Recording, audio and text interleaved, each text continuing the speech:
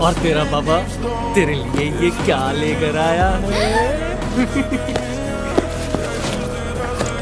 मैं यहाँ आपको ये बॉक्स देने के लिए आया हूँ। लेकिन अगर मम्मी ने इसे देख लिया तो आपको बहुत डांटेंगी। अच्छा ऐसा क्या? क्या पापा ने भेजा है? उन्होंने आपसे कहा है कि देख कर आओ मैं ठीक हूँ या नहीं।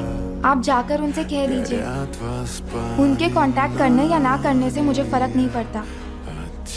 वो मेरे लिए इस दुनिया में है ही नहीं, इसीलिए उनसे कुछ नहीं चाहिए। ये सारी चीजें मिस्टर सॉन्ग की उनकी हैं। फिर मैं अगले बर्थडे पर बढ़िया बढ़िया सा गिफ्ट ला कर दूंगा, प्रॉमिस करता हूँ। मुझे अफसोस है वो इस दुनिया में नहीं रहे। Player 456 eliminated.